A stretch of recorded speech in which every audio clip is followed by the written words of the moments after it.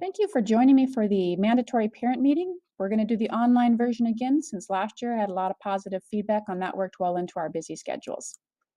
Agenda that I'm going to be covering is website communication, handbook, talking about some volunteers because we're going to have some home meets this year, and then a little bit of discussion on eligibility. To start off with the website, that's going to be the best way to keep up to date on the changes that are going to take place for the track and field team.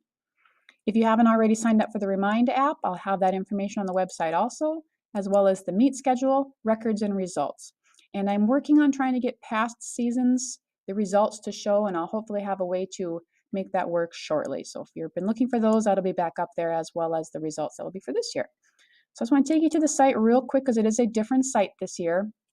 Made some changes. If you hover over here, you'll get to Borough records and past seasons. And like I mentioned, I'm working on the past seasons to get those results to show up for us.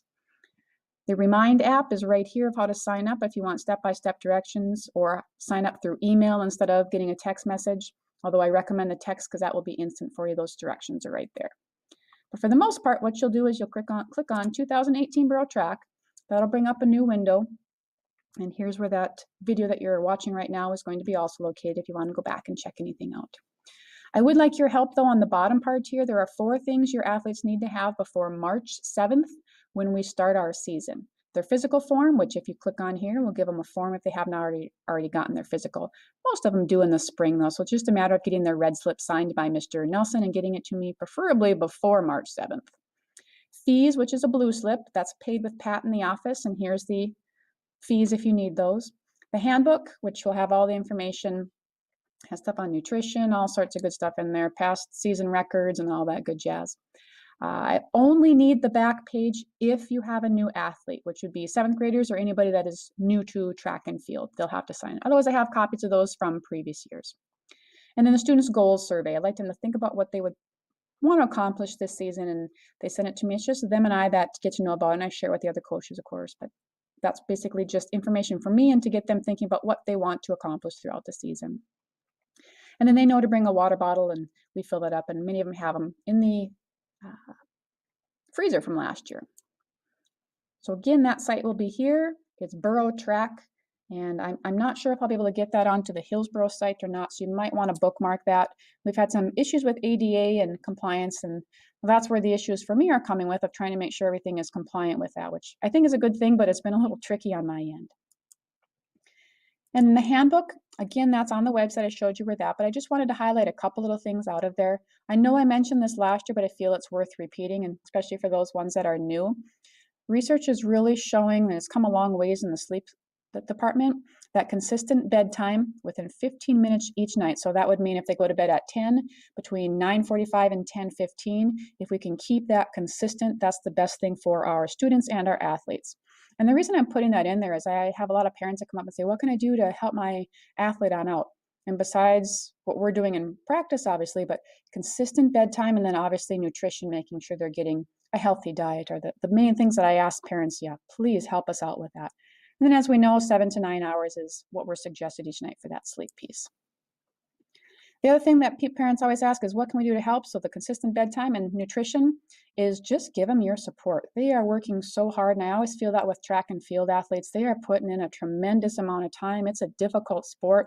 They're out there competing all by themselves. I mean, it's an individual piece for the most part that they're really trying to do their best.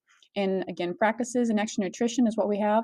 And then at the meets, just cheer them on. That is our main job as parents, is to just be positive with our athletes. And last year we had a point of emphasis in our region and district to make sure that our spectators and parents were in designated areas. And I want to just commend you on that. I thought you guys did an excellent job of adhering to those and making sure you weren't on the field. And I know it was difficult in some situations trying to view high jump or whatnot, but I appreciate you guys' patience with that and adhering to those guidelines that they've set forth in our region. So continue on with that. Good job. As I had mentioned, there's going to be some track meets this year, and that is also on the website. If you scroll down, I have the schedule. It's very tentative right now, but there are some meets. We'll have a junior high meet on a Tuesday. Then that Saturday, we'll have a varsity meet. So we'd like to have volunteers, if they can, help out in that Tuesday meet so we can kind of get a test run and see what's going to be needed or any changes that we need to have. Then we'll have a varsity meet that Saturday. And then the following Tuesday, I believe it is, we have the conference outdoor, which is exciting for us. We'd like to be able to host that meet and do a great job on those. And I feel like if we have volunteers, coaches, and Mr. Nelson, we've been visiting, if we really would like to get the region meet at some point. And if you know where our region is, we are the southernmost team. In order for those teams to want to travel to us, we're going to have to do something spectacular and run a really well-run meet. And part of that is going to be not having those coaches have to come and work. They've already mentioned that at a few of our meetings. If you guys can host a meet and not have to have us work, we will be there. So I feel like that's our ticket to get the region meet here, which would be an awesome opportunity for our community and our athletes. So if you're willing to help out with any of those areas, let us know events and whatnot on the survey that you're going to fill out in just a little bit. We will train you in, so don't worry about that. Or if you know anybody who would be willing to help, again, we will train you. We're not just going to send you over there without any clue of how to do those particular events. Eligibility, work completion, and risk. Mr. Nelson wanted me to cover a little bit of this, but I also feel pretty strongly about a lot of these. Our athletes need to be passing all of their classes in order to be eligible. And hopefully if you've had an athlete so far this year, you've seen the new part of when those things are going to be changing and when the eligibility starts and stops. Excuse me. So that'll be continuing throughout the spring. If not eligible, your student athlete might not be allowed to practice until they're passing all of their classes. We did that a couple of times last year with some athletes just to help them get back on task and whatnot, and it seemed to work really well, and we are going to continue that because they're students first off, athletes second. So if you can communicate that with your athlete and keep checking on Power School, we're doing the same to try to keep those guys eligible and ready to compete. We have really high expectation of all of our track athletes, and I love it when I go somewhere and somebody will make a comment, wow, that was a really great team you had. There was a couple times last year where they said, yeah, we appreciated you guys were out there picking up trash and they didn't have to be asked. We hadn't announced anything. That's the kind of stuff we want our athletes to be good athletes, which they already have proven that they are, but we want them to be even better people. So we have those high expectations and eligibility goes in with that. And then the last piece, Mr. Nelson wanted to make sure I added that. Just a reminder that there are risks involved with any sport. We sure hope that that doesn't happen, but our coaches are well trained and we have a great staff that will help out with that, but just be aware that there are risks in any sport. So quick recap, consistent bedtime is a huge piece if you can help out with that. Use that website to help keep up to date. Cheer on your athletes, but let us coach them. We've got a great staff that's got years and years of experience that is willing to help out your athletes. And if you can sign up for those text reminders, help us find some volunteers, and then just remember eligibility and risk. So the Burrow Nation, there's our pictures from last year. They are ready to rock and roll.